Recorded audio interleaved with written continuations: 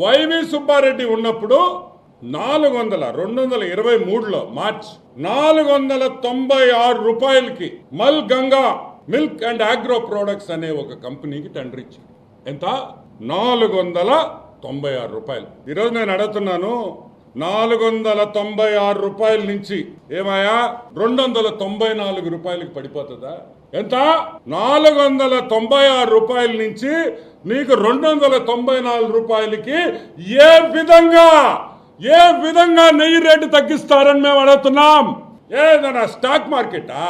పొద్దున్నే ఒక రేటు ఉండేదానికి సాయంకాలం స్టాక్ మార్కెట్ మొత్తం పడిపోయేసి 1000 పాయింట్లు, 5000 పాయింట్లు, 10,000 పాయింట్లు పోయేదానికి ఏం తమాషాగా ఉందని అడుగుతున్నాం.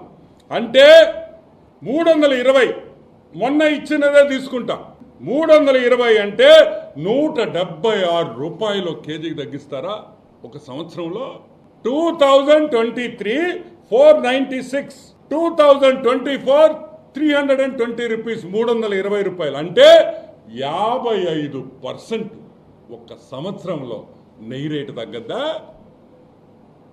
అక్కడ్లారా చెల్లెళ్ళారా, మా అన్నలకు తెలియకపోవచ్చు, ఎందుకంటే వాళ్ళు మార్కెట్ పోరు కదా. మీకు చెప్పండి అమ్మా తల్లులారా, మీరు చెప్పండి, ఒక సంవత్సరంలో నెయ్యి రేటు 55% తగ్గిందా? మీరు అంగళ్ళల్లో కొనుక్కుంటున్నారు కదా నెయ్యి, ఒక్కసారి మీ ఆత్మ పరిశీలన చేసుకోండి. ఒక్కసారి అడగండి మీ ఆత్మని.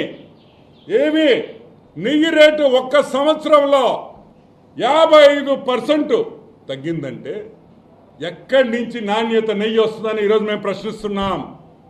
How is it possible to supply ghee when the rate has come down by 55% in just a matter of 1 year?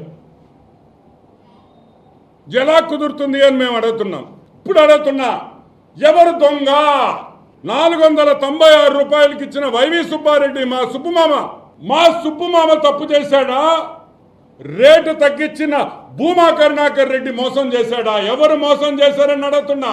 ఒకవేళ భూమా కరుణాకర్ రెడ్డి కరెక్ట్ అయితే వైవి సుబ్బారెడ్డి 100 కోట్ల రూపాయలు తిన్నాడని మేము అనుకోవాలా? అవునా కదా? బంధువులు, దగ్గర బంధువులు. జగన్మోహన్ రెడ్డికి right hand, left hand. Right hand ఏమో 490 రూపాయలకి ఘీ సరఫరాకి చైర్మన్ గా ఒప్పుకుంటుంది.